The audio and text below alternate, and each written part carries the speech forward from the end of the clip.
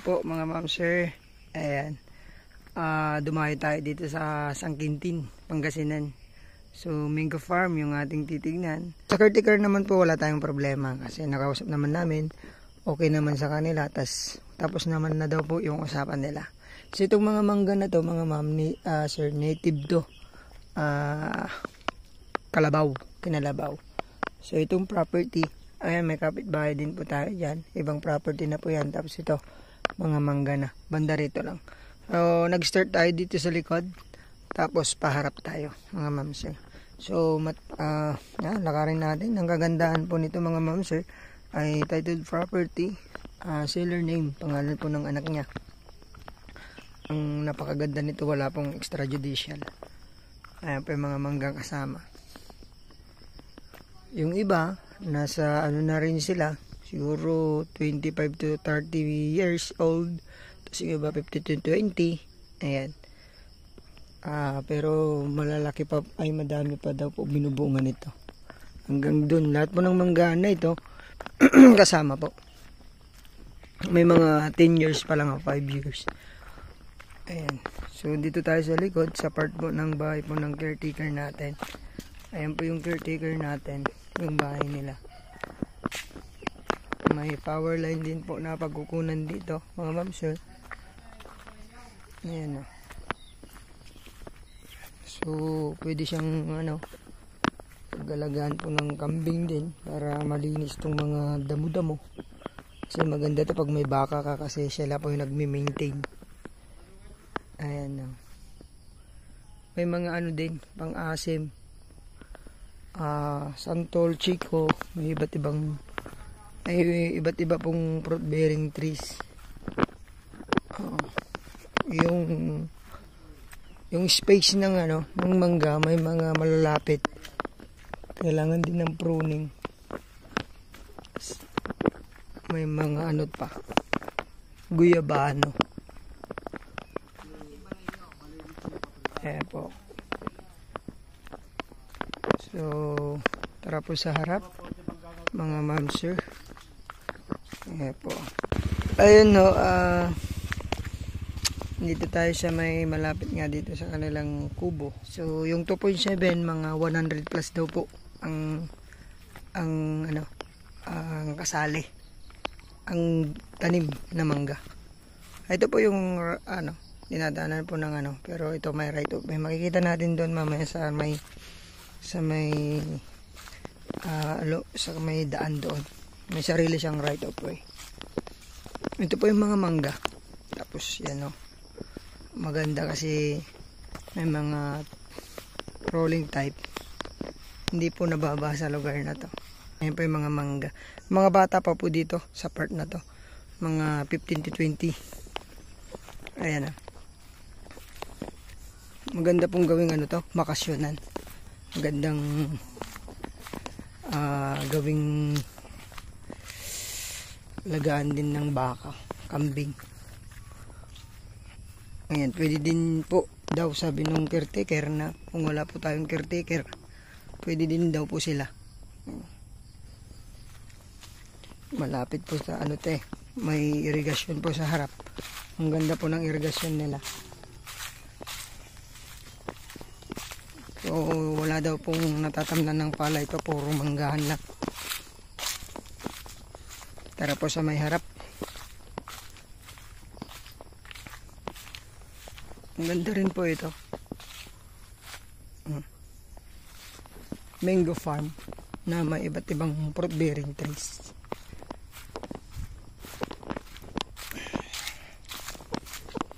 May 3 meters wide na right of way. Siguro tingnan natin mga 15 to 20 meters din. Dito tayo sa gitna.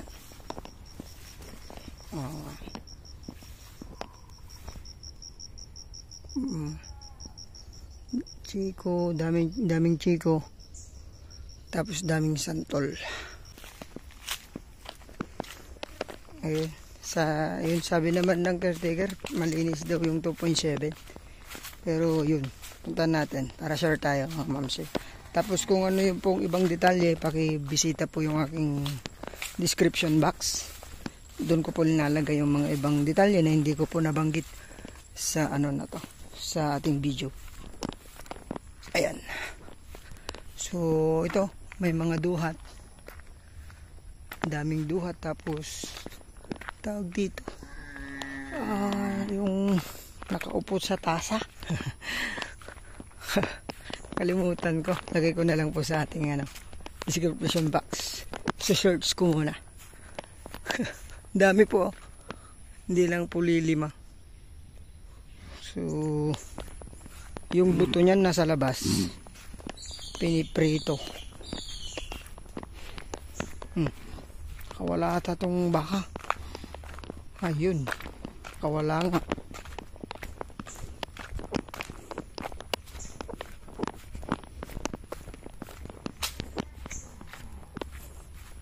Kawala yung baka. Ay, yung mga santol, lalaki. Tapos ito, iwan natin kung kasama. Yung burol na to. Ang gandang magpatay ng bahay dito pag kasama to. Pero I think kasama siya kasi maluwang yung 2.7 po. Ayun. Ito po yung ibang part ng mangga. Ayan. Pasok tayo dun, mas malinis. Tara po. Ayun, ang ganda po. Kita yung bundok ng bundok ng Sierra Madre.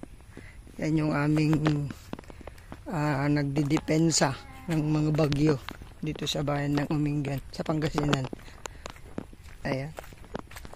Ganda po. Tapos ang nasa 200 meters daw, sabi nung kukunan ng kuryente. Ayan yung view dito sa property na to. Ganda. Okay, tara po sa may mga mangga.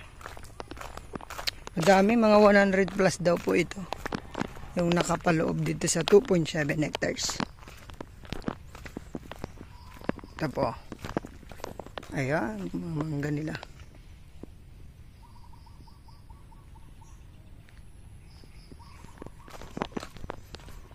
Eh, yung price, talagay ko po sa description box natin. Kasi kausapin ko yung seller nito. Although may sinasabi itong mga kasama ko na price, pero gusto kong marinig sa seller mismo. Ito, malinis po dito sa harap. Ayan. May mga bakod na rin po dyan sa kabila kasi iwan ko po kung nabili yan. Nabakuran na, tas may bahay na rin po dyan.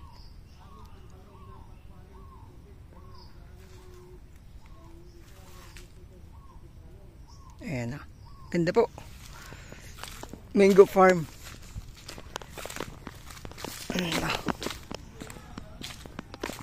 Tara, may sa right of way po. Taga rito lang po yung seller nito. So anytime, kung gusto nyo mabisita nyo to at gusto nyo pong makausap yung seller, anytime pwede natin kayo pakausap sa kanya. Ayan, mango farm. Sa mga naghahanap po dito sa San Quintin, invest dito. Ganda po ito. Tara sa right of way.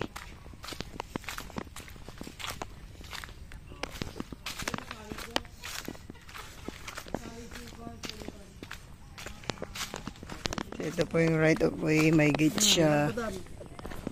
So 20 meters po from